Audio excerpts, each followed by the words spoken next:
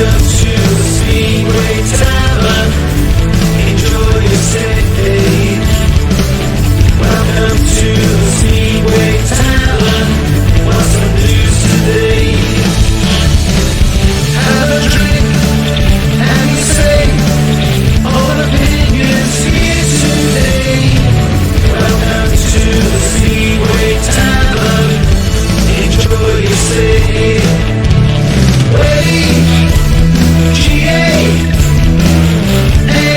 I'm here today. Welcome to the Speedway Tavern. Come and have your say.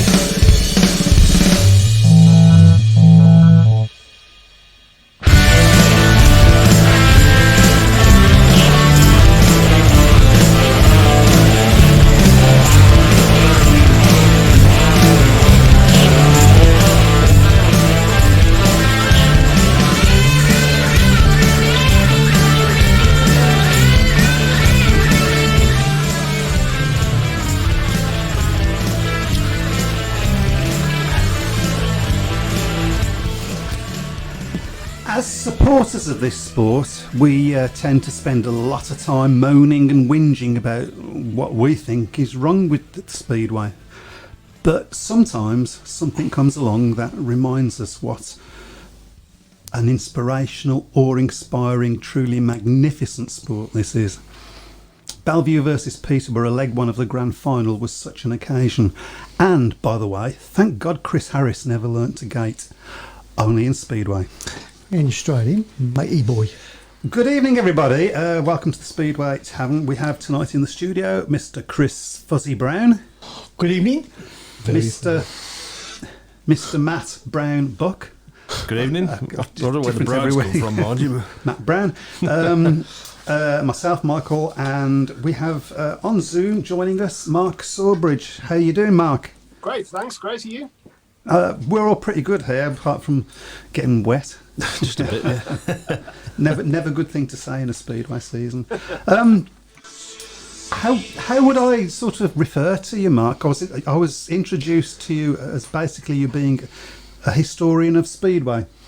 That's pretty much it, really. I'm the official historian of Wolverhampton Speedway. I've written a book about Wolverhampton Speedway, but I'm sort of interested in the history of Speedway full stop. I'm currently writing a history of British Speedway, which I hope I can get out. But at the same time, I still, to this day, love it, even after close on 50 years of supporting Speedway. I think it still does for me what it did when I was 7, when I first attended. Yeah, and well, the first thing we need to do then is to get out. Where can people get hold of your different books? They can't, sadly, because my first one sold out. Oh, that's not sad. That's good. Wonky table legs all over the. But I had 1,000 produced, and they're all gone, and I get a stream of people asking me for them. So I am working on kind of a revamped volume of that, really. Yes, that's another one of my projects. So watch this space then. Yeah, I mean, yeah, when you do get that sorted out, give us a bell and we will get the information out there to people. No problem. Thank you. Now, before we go any further, there is a rule that we have on the show. You're only allowed to mention the Wolves 3 times. Well, we outnumber you tonight, Mike, so... yeah. So... They say the strength is in the pack, so... Yes. How did... I mean, it's quite an unusual thing, Speedway historian. How did that come about? I don't know, really. I suppose it's one of those things I kind of fell into. I really had an ambition to write a history of the club because it's one of the clubs that nobody really looked into or researched. Wolverhampton Speedway is the oldest one in the world that's still going, and that's honestly true because Wolverhampton opened on the 30th of May 1928 at Monmouth Green, and there's no Speedway anywhere in the world currently going that is older than that. So I'd always felt like it had a kind of rich past to it. So I wrote my book, and after then I write in the programme, I deal with inquiries, I've written in magazines and things like that. There's a lot of interesting things about Speedway in general, but certainly Speedway Wolverhampton in my view. And a little known fact, half the Peterborough team were in that team. It feels like it's a... Oh, sorry, I had to get her out. Would you like to take over, Matt? You got some questions? Well, Mark, I think your first meeting at Mumba was 77, wasn't it? 73. I 73. started going regularly in 77, which is what the race jacket is behind me. And 73 was when I started going. So, yes, it's actually my 50th season next year, believe it or not. But yes, the 77 season was when I really, I think, got into it. And whenever Finn Thompson's name comes up, I sort of bow with reverence towards him because he was my first hero. And I just fell in love with it. And I remember seeing Hans Nielsen's first meeting on the green when he was a very raw 17-year-old. And then the next year, Eric Gundersen's first meeting as well. And he actually rode for the Wolves for one meeting before the Heathens snatched him away. So, yes, long-time supporter now. I think with a bit of foresight, we could have had Eric Gundersen, Bruce Pennell and Hans Nielsen in the same team, couldn't we, at one stage? But it's just being greedy. Well, that's absolutely right, because Jim McMillan, who was the Wolves captain, missed the first few meetings in 77 to go to America, and he's in an attempt to persuade Bruce Pennell to come to Monmouth Green. And I remember when Eric rode in a challenge match for Wolves, he got a maximum, he was brilliant. And somebody shouted at Bill Bridget, who was the promoter, "Sign him up, Bill." And Bill Bridget just turned his pockets out on the centre green and was just saying, I can't afford him. But of course, Cradley at the time had got Dan McCormack, who was a flamboyant showman and somebody who would more than be prepared to put his money where his mouth was. And at the time, he was doing absolutely no wrong at Cradley. And signing Eric was one of his smartest moves. Yeah, absolutely. I mean, Eric obviously went on to be an absolute legend, not just at Cradley, but also in the sport as well. But I mean, obviously, when you first started, Mark, the King of Monmouth, of course, was the great Ollie Olsen. Correct. Yes, absolutely. I remember it used to go to the railway station at Wolverhampton. There was Ollie Olsen graffiti all over the place. His name was kind of well known all across Wolverhampton, and that's when I first went, because my dad said to me, "We've got to go to the Speedways, who this Ollie Olsen is that everybody's talking about." And the ironic thing, we turned up, it was the 10th of August 1973, Friday night at Monmouth Green, to see the great Ollie Olsen and Wolverhampton. Paid our money, got through the turnstiles, bought a programme, and would you believe it, Wolves and Ollie Olsen were riding at Hackney that evening, 120 miles away. But this was the thing about 1970 Speedway. Promoters believed you should always put a meeting on, on your regular race nights. And so that Friday night, there was a challenge match, and it was Billy's Boys against Bowie's Bombers. And the lineup, when I look back at the programme now, was unbelievable. The cream of 70 Speedway, really. Alan Wilkinson was riding, Hassie Holmquist, Nigel Bucock, Doug Lovas, rider after rider after rider that was just really good, entertaining riders. But that's what the 70s were like, wasn't it? Absolutely. A lot of people sort of say that the racing was better in the 70s and the 80s than it is now. Do you hold by that? Actually, in a strange way, I don't. And you took before this, before we came on air, and certainly just a moment ago, we were talking about Bellevue and Peterborough and the meeting last night. I think you'd struggle to find a meeting from the 70s or 80s that was probably the racing was as good as that.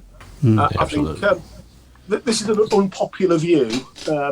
My wife always reminds me that she said not everything's bad in the modern world, because I am very much stuck in the past. I do think things were better in the old days. Football was better, music was better, and the Speedway was better. But racing-wise, I think, it's as good as it's ever been, really.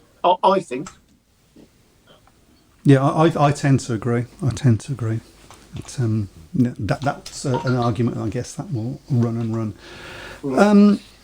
Sorry, Matt, I've interrupted you. Yeah, I mean, if you think back, those first sort of 10 years of you watching Wolves, Mark, would have been, obviously, there wasn't a great deal of success and fortune at the club, of course, and of course we did shut down for 3 years at the end of 81, but I think that all sort of turned in 86 when Pete Adams, of course, left. Of course, eventually he did come back, of course, and CVS took over. And, of course, the tone was set by that famous night at Brandon when Wolves, after 3 weeks away, managed to win at Coventry. I don't think I will ever forget that night as long as I live. It was an incredible evening, and yes, that was the sort of start of the revival, really. From when I started going in '73, the trajectory was very much downwards for the next 7 or 8 seasons, and Wolverhampton closed for 2 years, came back to a big fanfare, but it was really, I think, it was Chris Van Straaten taking over in mid-'86 that put the club, for the first time that I'd known, on a kind of equal footing, on a sound footing. And Peter Adams coming back in '89, that did it, really. I think the period between '89 and '96 was Wolves' glory years, really. Wolves went out to the top 5 in that period, with lots of honours in that time. The great Sam Ermolenko, of course. But you're right, yes. I think Peter Adams coming back was probably the final piece in that particular jigsaw. Really, we should have won more league titles, shouldn't we? I'm sure you'll agree with that. Well, yes, and if you look at Bellevue, for example, if they win against Peterborough, then that'll be their first league title since '93. And, of course, if you're a Wolves fan, you will remember with great pain what happened in that last week. Yes, I know, yes. It's almost worth hoping Bellevue do win it again so that they stop mentioning '93, to be honest. But, I mean, we were about 15 points clear at one stage, weren't we? Because, of course, there was no playoffs in those days, and then literally the whole team just got wiped out through injury. That's right. I'm trying to think, was it 12 or was it 14? And there were only something like 4 races left, and it was something like 5-0, 5-1, 5-1 or something, wasn't it? And until it got down to the last heat. And you're right. I think, as far as the league... Sorry, that's Chris. The butler just arrived then. So. Chris telling us there's some comments for us to read. And there was one by Craig Smee. There we go. Bellevue is older than Wolverhampton, isn't it? No, it isn't. Wolverhampton opened first, but if you look at where Bellevue opened originally, it's the Greyhound Stadium. But that was after Wolverhampton. Wolverhampton was the 30th of May 1928. But if you look at Bellevue, like I say, they first opened in the Greyhound Stadium, then moved in 1929 to Hyde Road. Both of those have gone. So, of course, Bellevue as a club have been running continuously since 1928, even through the war years. So, Bellevue are entitled to say, we're the longest running club in the world, and that's right. But Monmouth Green and Wolverhampton is the oldest remaining Speedway venue in the world. There we go. So Fight. I have tremendous respect for Bellevue, and as a Speedway historian, I think, they're just a fantastic club, really. I mean, you look at the greats that have ridden for them over the years. When I was growing up, Peter Collins was a big hero of mine. So, I have enormous respect for Bellevue as a club, actually, not just their history, but where they are now. Which would you say, out of all the tracks that you've been to, and you can talk about defunct tracks and whatever, which is the best track? Oh. You're not allowed to say Wolverhampton, by the way. No, I was waiting for somebody to say that. I think that the old Bellevue at Hyde Road was one I loved. The new Bellevue at the National Speedway Stadium, I love. So I'd certainly put those two out there. There's a track in Germany called Güstrow in northeast Germany, and I've been many times, and that's a huge favourite of mine as well. And if you ever get the chance to go, you think German tracks are all kind of 400-metre flats tracks that you need a fast engine on. Güstrow is about 280 metres, I think, but it's got really short straights and really long sweeping bends, and the racing there is absolutely terrific. So I'd pick those 3. There we go. Good stuff. Listen, Mark, there's one meeting that I've slightly before my time, about 3 or 4 years before I started, one meeting I've got to ask you about, Smallmead, 1985. I think, yes, like we'll tell by your reaction. I mean, that was, just give us your side of the story, what happened on that morning. What are we talking about? Because I have no idea. Yeah, well, if you listen, you'll find out. So. Well, you see, I went to virtually every meeting in 1985 home and away, and one of the very few that I missed was that Smallmead meeting. I remember I went to Bordsley Green, Birmingham in the afternoon, and Birmingham were at home too. It might have been Ellesmere Port, I can't remember. And I remember somebody saying there, I've just seen on World of Sport Dickie Davis has just read out that there's been a track invasion at the Speedway meeting. And sure enough, that is exactly what happened. But what happened was that there were, I think, 6 races completed. It was a bank holiday Monday morning, blazing hot weather. The track was absolutely atrocious. There were 3 riders injured, 2 of them taken to hospital. There were 2 or 3 fallers in every single race. And Wolves decided, we've had enough, we're not riding on this, and walked out. Reading then decided that actually we were going to carry on. So all the fans there were going to be faced with the prospect of just having 2 Reading riders riding around on their own. So the Wolves fans took it on themselves to get on the track and sit on it and get the meeting abandoned. If I'm going to be entirely neutral about this, then there was a full inquiry, and the inquiry completely exonerated Wolverhampton and its supporters. And rightly so, because it was a disgrace. And I think that it was never that bad again. And I think it probably gave not only Reading, but other tracks around the country a bit of a boot up the backside that you can't just do this. You know, it's people's lives you're talking about here.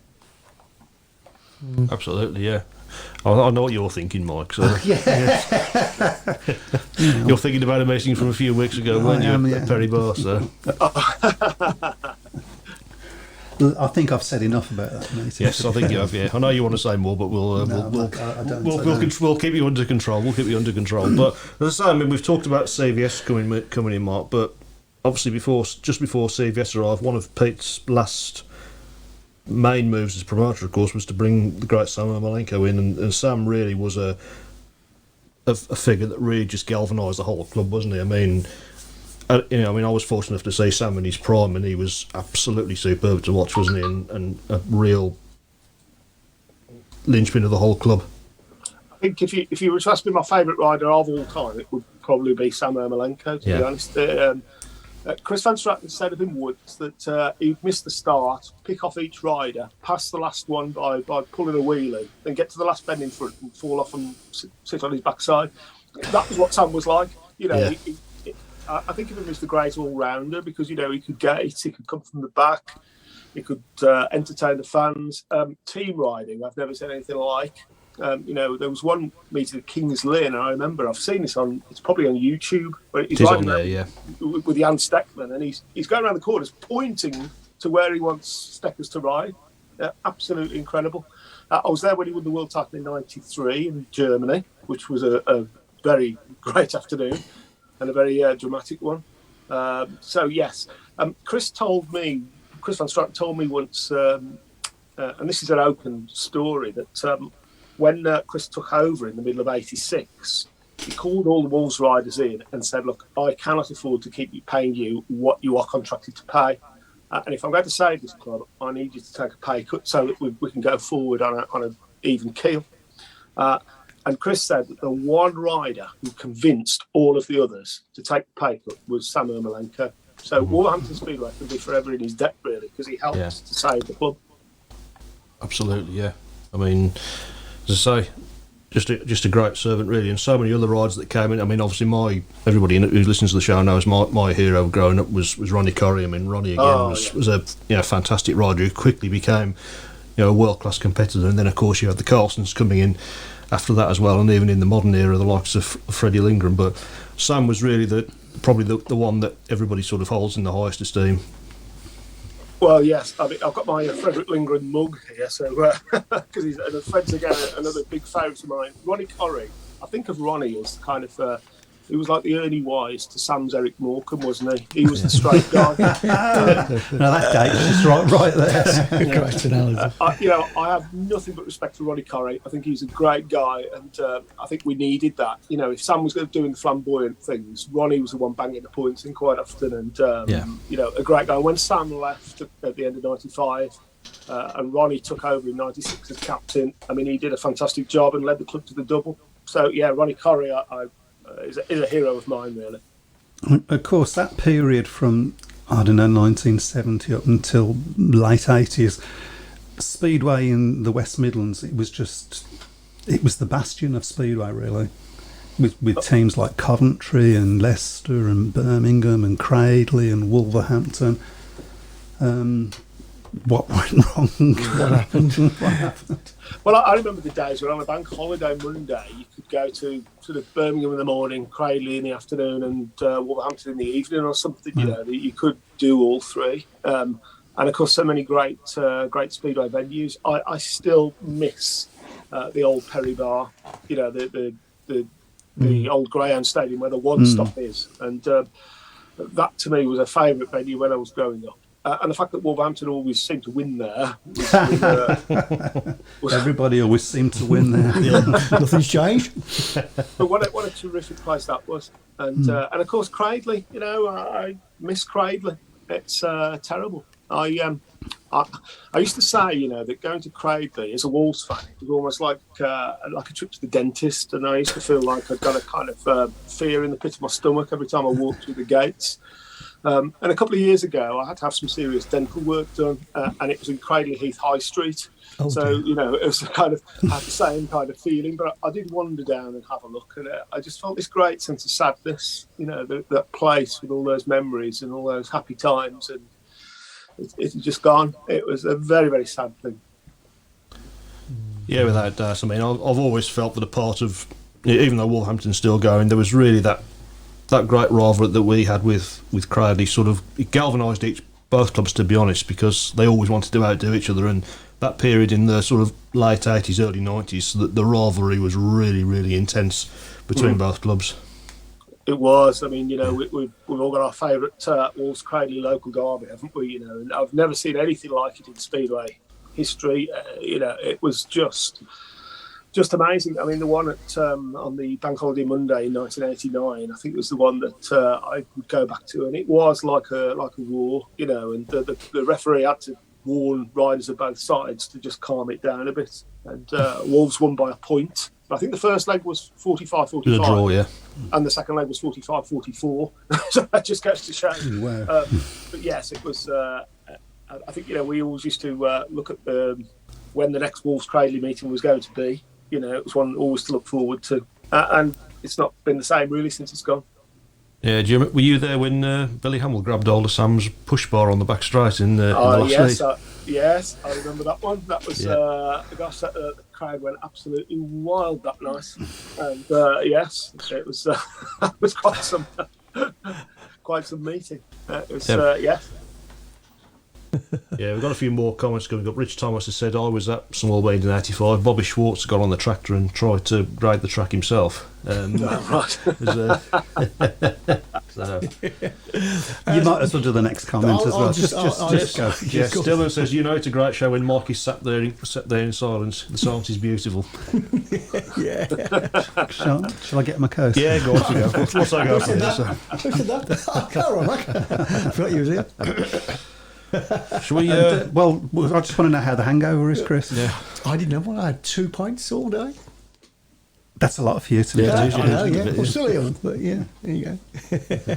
Shall we move to the Speedway Nations for a Yeah, we should talk about that. Obviously, the lineups have sort of been announced, although we're not sure that they're entirely accurate.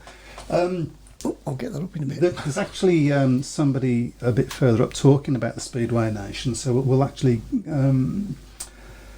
We have to acknowledge this one from Dylan Spuddy Hodgetts. Evening, chaps. Well, I'm ill as can be. Oh.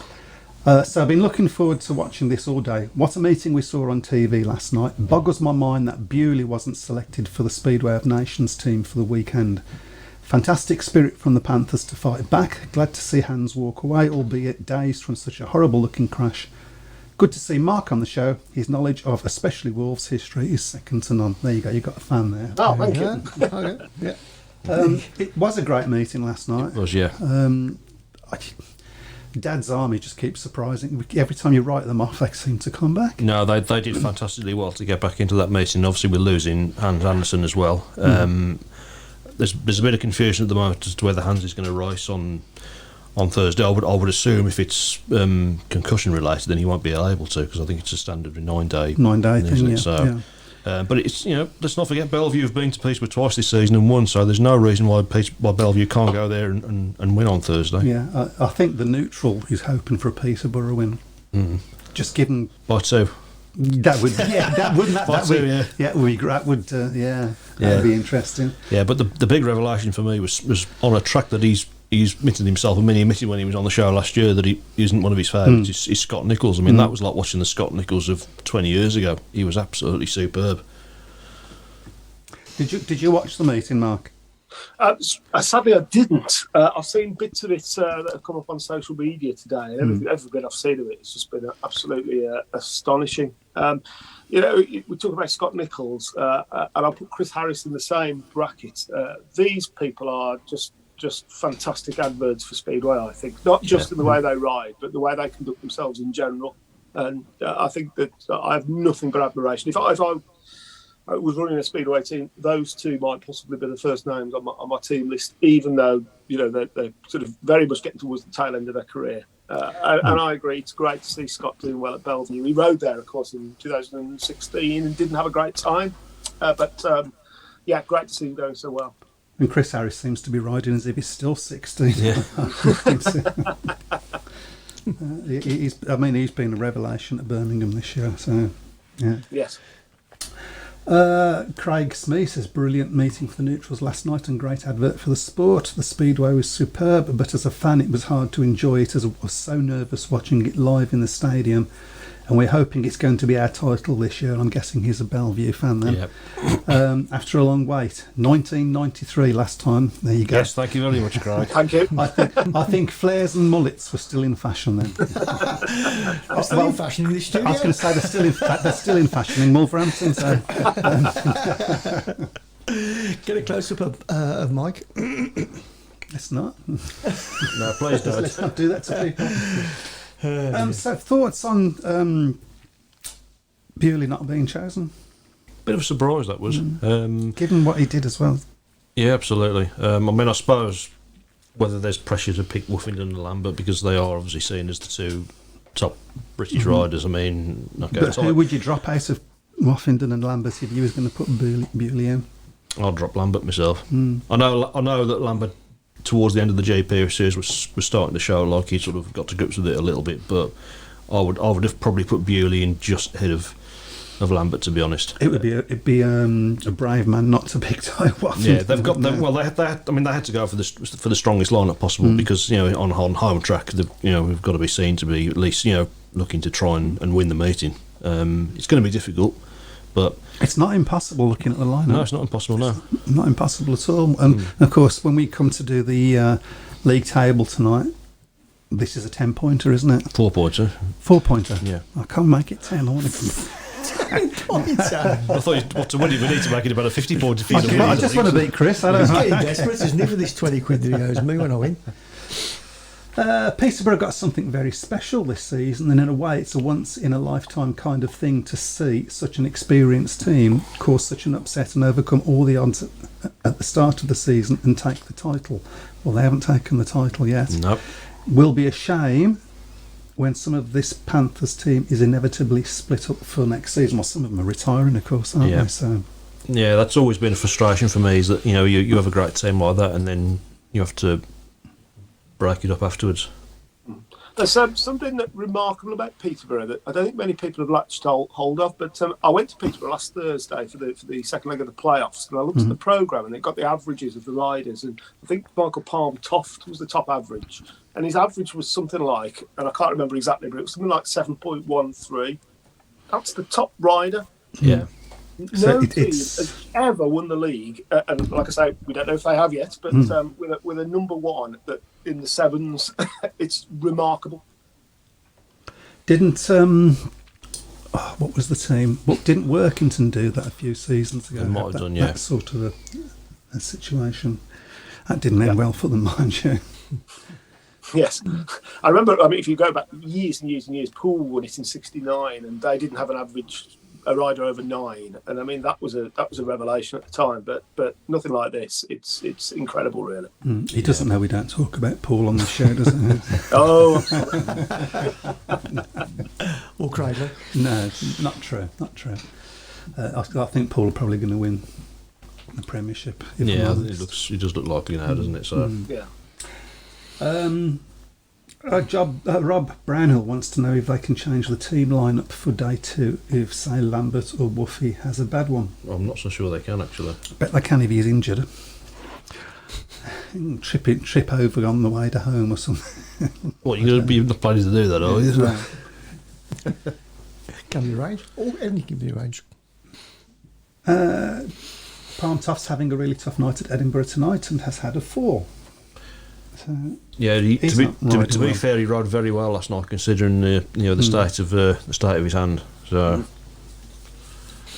And Darren Hartley says, how can you not pick Woofenden and Lambert, the two best British riders on the world stage? Says Darren. I sort of can see why they've done it. I've got no issue with it, but I know plenty of people. yeah, I think the big issue a lot of people have with it is the fact that neither of them race in the British League, do they? So, but that's up to them. to Well, be honest. Lambert wanted to, of course, Yeah. so that was the whole Poland thing. Of course, we have to consider that Lambert rides against these top guys again and again and again every week, and probably more so than Bewley. I mean, Bewley on his home track is a really good shout, but I'd probably shade Lambert, but it's a tough one. Yeah. It's a nice problem to have. It is a nice problem to have. Yeah, I mean, it's not a problem that we've tended to have at international level for quite a few No. years. Is it? Having a headache over the selection, because for a long time it sort of picked itself, hasn't it? But And of course, that they're making a change to the World Cup as well, which I think is a welcome change. Yep. Having it every 3 years. not convinced about having it 5 meetings on the 5 same meetings on track. the same It's, track. Yeah. That's, we shall see. It'll need to be a hell of a track. I don't know whether they could do that on a British track, to be honest. But Ben Is it not Clifton happening says, at Cardiff? Robert Lambert 10th in the world, 8th in Poland averages. Ty 6th in the world and 10th in Poland averages, Polish averages. Whilst tough on Bewley, what a nice problem to have. yes, I suspect if Alan Rossiter was still the national manager, Tolford probably wouldn't be in the team, to be honest, because it's fair to say that the two of them didn't have the best of Best of relationships by all relationships. accounts. So. Yeah. Okay, so we've had a little chat about that. We're going to make up our mind about who we think's going to win at the end. Gulp. I've got to choose what he doesn't choose, basically. You could cancel each other out, actually. Pick the same one. Yeah, but you can't do that because... But anyway, that's enough of that. Who wrote the rules? Me. Okay. And I rewrite them every week, as you know. Yes, so how far back do you go into your history into Speedway? Do you go right back to the very beginnings? So, what, me, sorry, yes. Yes, yeah. I wasn't talking to Definitely not me. Right back to 1928 or even before when it started. Yes, I did. So, have you sort of got any little insights into that very first meeting? Was it High Beach? Yeah. Or was Well, that there one? there were kind of 3 meetings that you could say are the first meeting in Britain. There was one at Camberley on the Heath in 1927. There was one at a place called Droylsden in Manchester in 1927, and there was one in High Beach in February 1928, which is the famous one, of course. Camberley was actually a clockwise. It's the only Speedway meeting, I think, in the country that's ever been ridden clockwise. So historians be like weird. me would say didn't count, and it was more of a kind of muckabout session. So I would count that one out. Droylsden was authentic and absolutely 100% right. But the thing is, it was never repeated, so nothing happened as a result. Whereas High Beach, when you go to Birmingham or Wolverhampton or Bellevue or whatever these days, you can trace the lineage right back to that first meeting at High Beach. So that was the important one. Of course, in those days, riders used to turn up on their motorbikes and then ride on the motorbikes that they'd turned up on.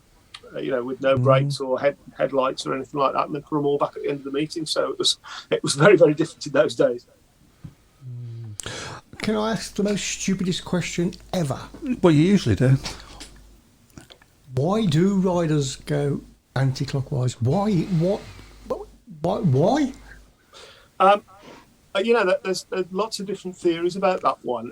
The reason that I can only give is greyhound racing goes anti-clockwise, athletics goes anti-clockwise. Do you ever see Ben-Hur, the film, the chariot race, went anti-clockwise? I think it's more a question of why races traditionally go anti-clockwise. Horse racing goes anti-clockwise as well. Yeah. I can't give any better reason than that, really. Didn't think of that. Yeah. Thanks for that. That's your satisfaction for the night. I can give a theory to that. Oh, go on, then. But being a motorcyclist myself, Yeah. the gear lever's on the left-hand side, so that would, if you was going the right-hand side, you'd have your foot trapped under the gear lever, and you could change the gear when you're going around the corner or something. So it's much more stable to put that foot down than it is to put the other foot. Just a guess on my part. I think that's a very good guess. And of course, in the early days, there were no such things as speedway bikes. They were just ordinary motorbikes that people were riding. So I think that's a good shout, actually. That's just for Dylan's buddy Hodgetts. He's having a go at me again. He's on me today. 1928, he might just go back far enough when the Brummies last won the league, eh, Mike? Says Dylan. Wow.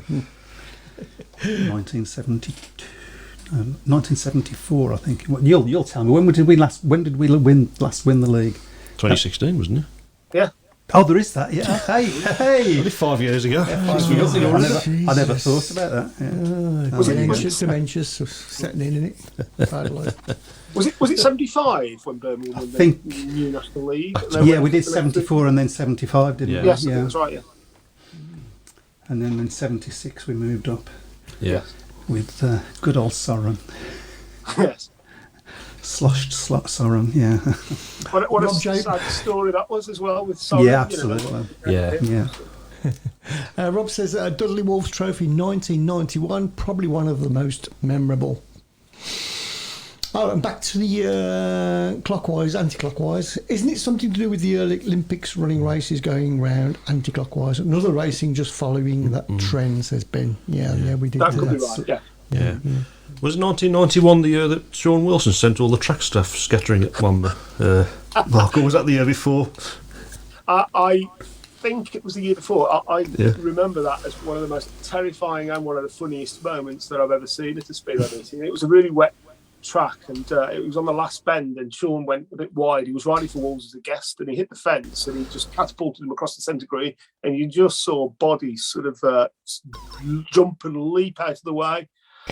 And when he was lying on the ground, poor old Sean, on the centre green, he picked himself up, and the announcer did what no speedway announcer should ever do, and stuffed the microphone under his nose and said, "How are you, Sean? What was that all about?" And he said, "Well, I quite like the start marshal here, so I thought I'd come and have a chat to him." I thought that was a great thing to say, but it was a terrifying moment.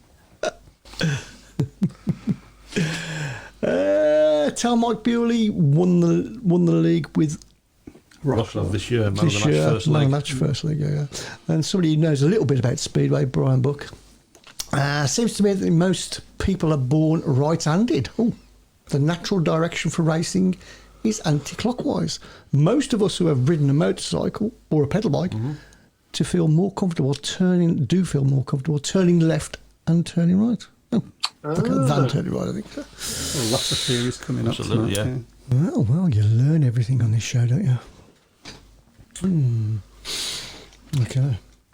And I think we've caught up now. Okay. Yeah. Okay. How are we doing for time? We're at 20 minutes. 20 minutes. So.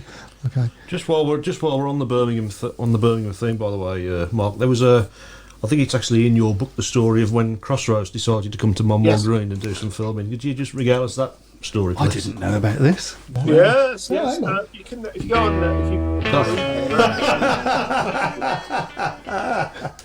Very bad. I couldn't resist.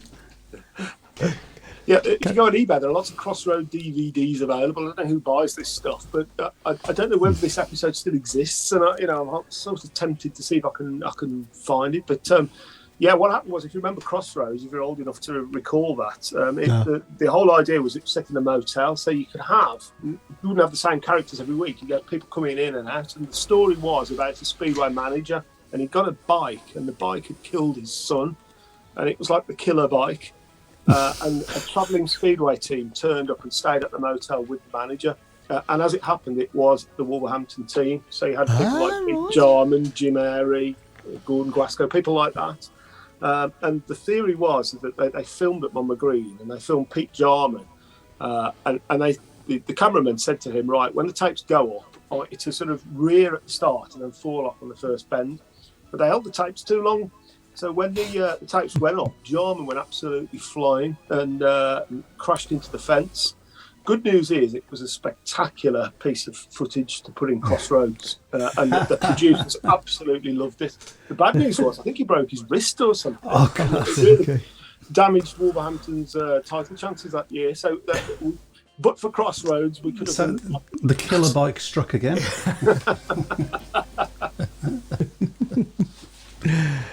And it gave me a chance to play my theme. There you go. Your theme. Your theme. Of course, it's from my theme. I wouldn't have told the story. I wouldn't have asked for the story to be told if I knew you were going to play it. Sorry. Craig Smee wants to know, what do we make of the Swindon news, and they're not coming to the tapes next season either. It'll be 3 years out of the sport, a long time. Hopefully not the beginning of the end for the Sad, Robins. Yeah, it's a bit concerning, isn't it? Just seemed a bit of a strange time to start doing work on the stadium as the At least winter's they have drawing in. at least they are At starting. least they have started, yes. Let's look on the positive side. And on the positive side, of course, Oxford. Yeah. That's, so fingers crossed. Just waiting for that news now that some benevolent multi-millionaire has bought Birmingham. So, yeah. There's got to be one about. The funny thing about Oxford, if you've seen the videos of people who've been walking around the stadium, it's in superb condition. I mean, it's a bit overgrown, but it is in great condition. Compare that to Coventry. Yeah. Yes. I work up the road from Brandon Stadium, and I know it's just in a terrible, terrible state. So it's great news for Oxford. It really is, and I just hope they can get the ball rolling and get in the league next year in some way, shape or form. I'm actually relatively positive about Swindon on the basis that at least the work seems to be going ahead. So I know it's another year out, but I'd rather have them back than do it right. Yeah. Let's hope they do something about the toilets on the back straight as well. So. Yes. Anybody who's been there will know what I mean. So. Makes me wince every time we mention it. Big win for Kent tonight, keeping the National League title a three-way challenge. We sort of said it was two-way challenge last week, didn't we? Maybe we'll have to look at it. Just looking toward. Well, we're going to go on to our predictions shortly, aren't we? But just looking towards the future for Speedway, Mark. I mean, everybody knows this. It's always going to be a very, very difficult year for Speedway this year with the COVID and everything like that. I mean, where do you see the sport standing at the moment, and where do you think it needs to look at trying to improve? I mean, there's all sorts of talk about one big league or merging leagues or doing all sorts of things. It's that's the most difficult question you could possibly ask. I think. Where do I start? I think Speedway has either two routes really, which is revolution or evolution, and I think that a revolution would be something that like happened with the provincial league in 1960, where like a new group of promoters come up, upset the apple cart, or where some sort of multimillionaire comes up and or some sort of Barry Hearn, Bernie Eccleston figure and buys it all up. On the basis that's not going to happen, Speedway has to try and evolve. I think that if a controversial view, but I think that the best thing that Speedway can do, British Speedway can do, I think, is look really at cost.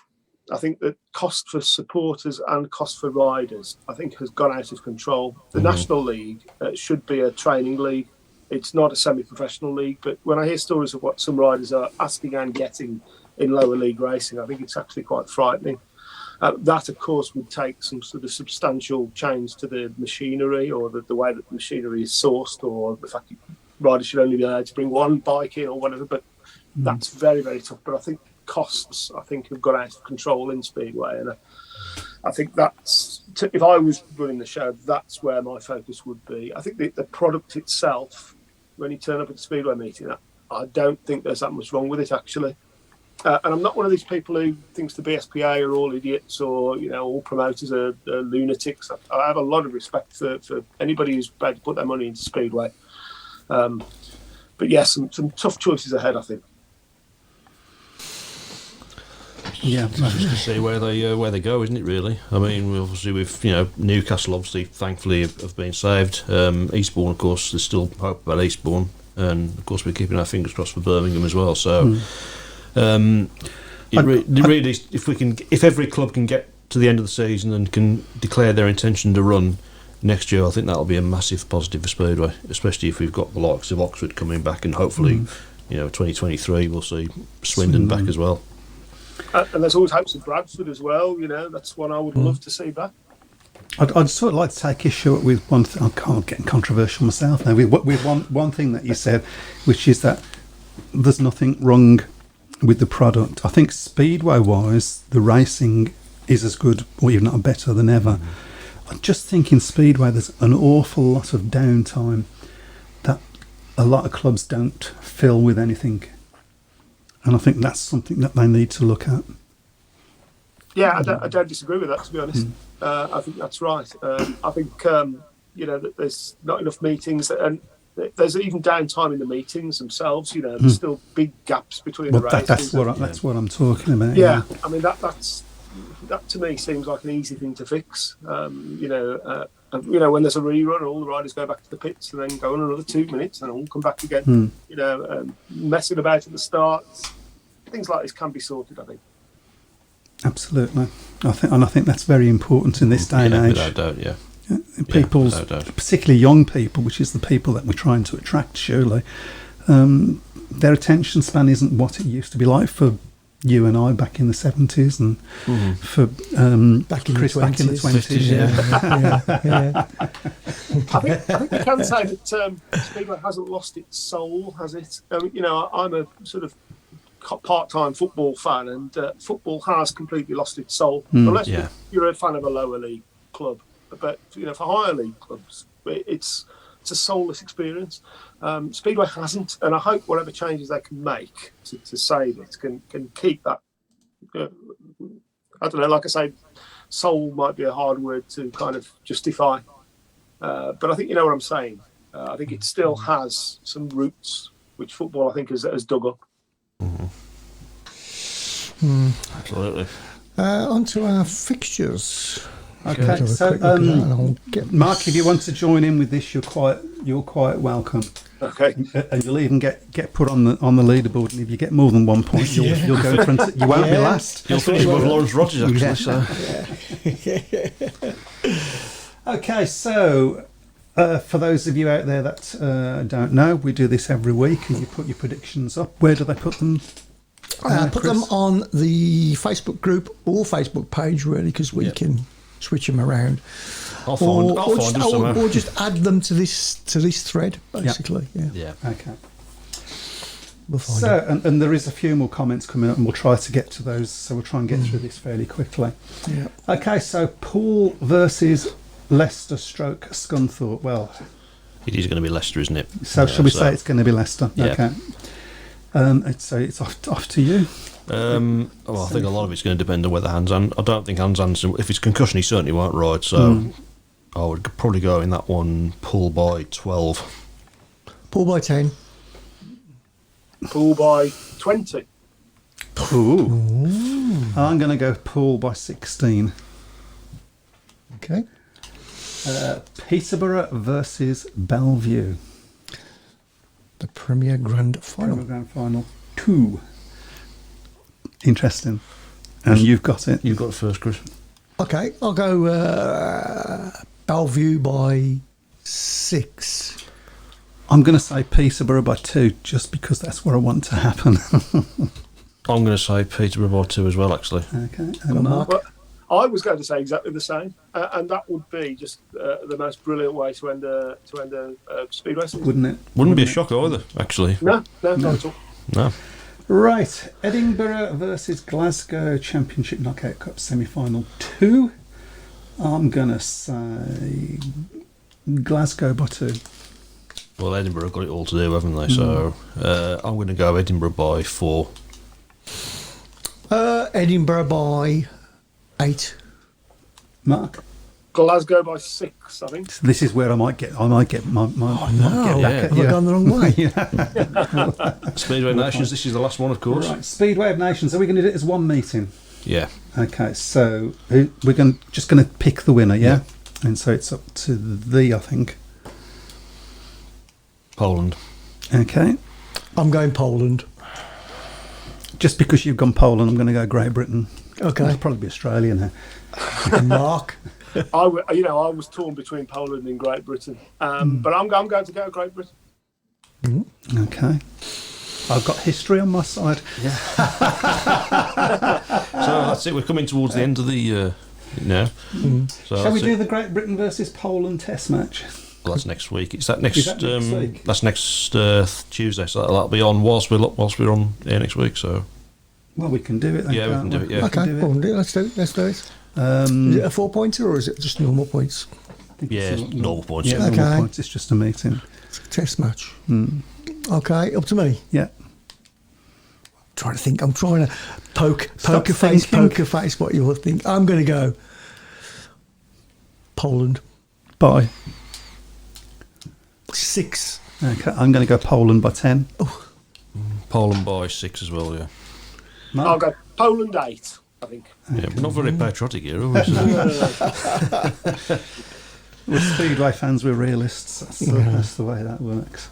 Excellent. Brilliant. Okay, is that it? That's it, isn't it? That's it, yeah. Okay, Yeah, that's it. fantastic. Well, and just while we're at it, I'll get the tables up as well, so people can have a look at the tables, just to see where we are. So while we're waiting for Chris, of course, Mark, of course, big night on Monday, of course, Rory Schlein says his farewells to British Speedway, of course. I mean, Rory's been, particularly for Wolves in the last few years, has been a terrific servant, but to British Speedway it's been immense.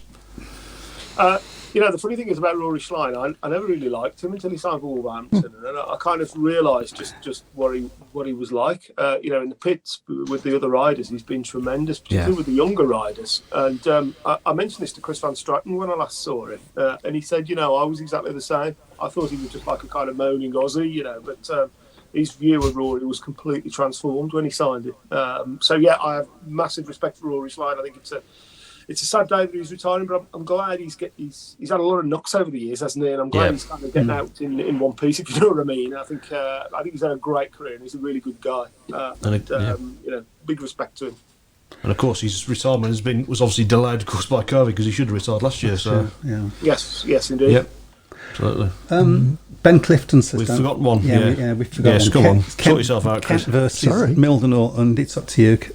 Okay, That's going to be a big match, that is, as Yeah. well. That's a massive match. I'll go Mildenhall by 6. I'm going to go Kent by 2. I'm going to say a draw. And I'll go Kent by 4, I think. History on my side again. Thankfully, of course, it is being staged at Kent because there was And talk yes. about it being staged at Mildenhall, which would have been That could be it the would, one. would then. have been silly, wouldn't it, to be honest, to Would do have that? been But ridiculous. thankfully, common sense has prevailed. So That could be the one then. So if Mildenhall win, that could be me above you. yeah, But you are above me at the moment. I mean, so staying above you Yeah. forever. forever and Yeah, ever. I think aren't so, there? yeah, by the There's way, another week to go. yeah. By the way, I think, as I say, Simon, I think needs 2 more points to be mathematically certain of winning it with the fixtures that are still left. So Well, we're not going to give them to him, are we? Really? Is it that? Oh, right, okay. Oh, I thought he couldn't be called. no, Look at he that. can only Look, John. Only John. I can't catch him. But, John still mathematically could catch him if he gets every single score right, and Simon gets everything wrong. But Yeah, Matt Buxton, Champions League place yeah, I'm in the there. top 4. And Dave Swine. And he knows nothing about Speedway. Less than me. I'm only saying that because he's not on. He is on. I know he's a blues fan, unfortunately. We've all got our crosses to We bear. have, I know, yeah. And we bear them. Yeah. Yeah. And crikey, and then we're there. Okay. Do you want me to read a couple of comments? Yes, go for it, yeah. Edinburgh will be high of confidence after their win tonight. Rory will be missed when he goes. Good-looking lineup. Be interesting to see who replaces Hans in the lineup if he can't ride. Yeah, it will be, yeah. And the shame that's the last we see of Hans Anderson because he's retiring, obviously. Bjarne Pedersen's retiring. I thought Hans Anderson was retiring as well. Okay. Well, if he is, he's kept it quiet. So. Okay.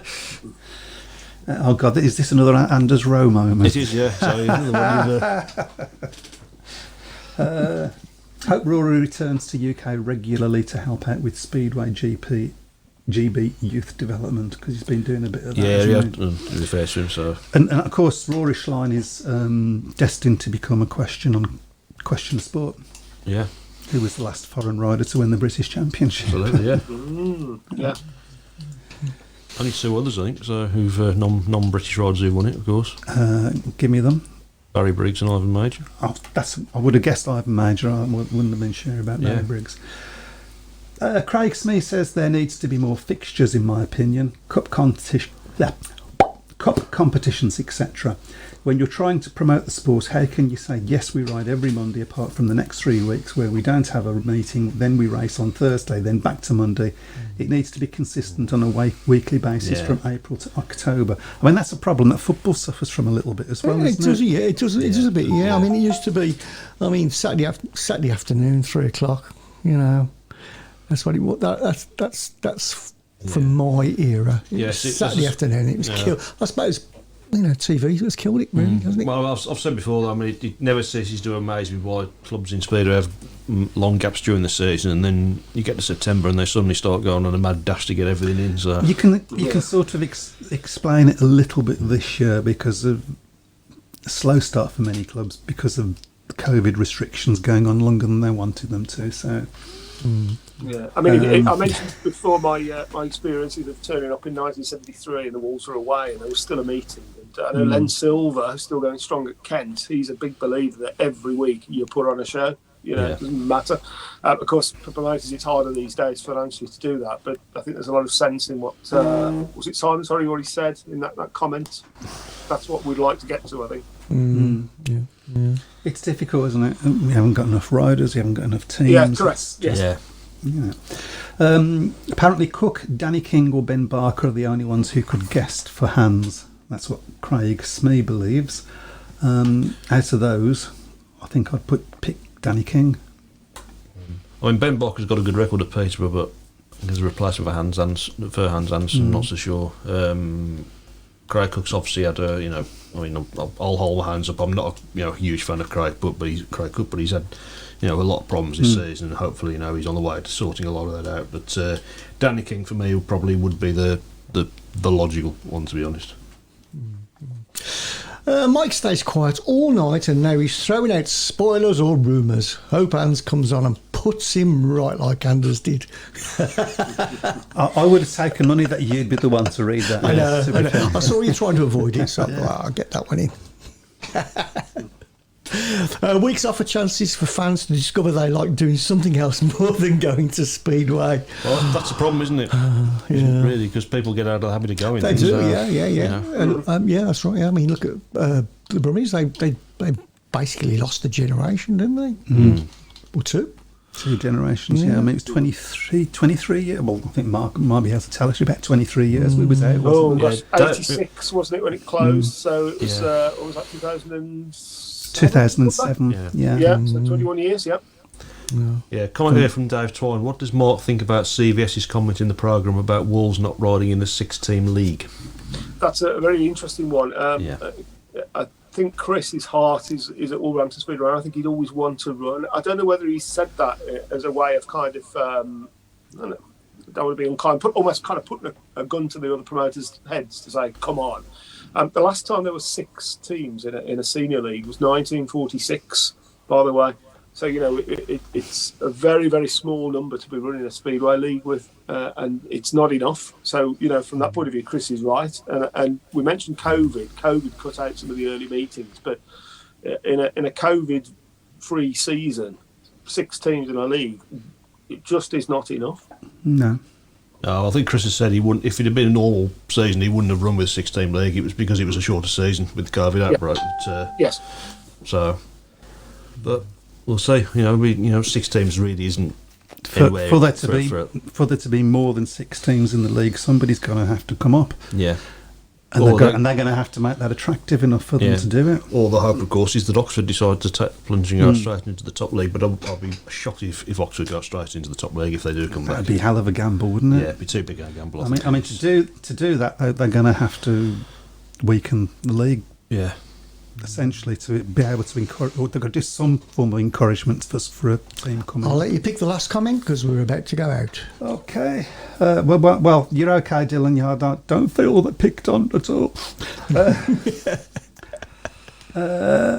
Apparently, they're only allowed Lynn and Ipswich riders to guess. I don't know what that's about. But minimum of 8 teams make it more competitive. But my opinion, we need at least 10.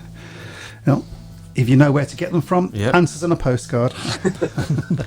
See you all next week, and thank you very much, Mark, for coming on and staying us with the whole hour. You deserve a medal. Thanks for having me. It's been great fun.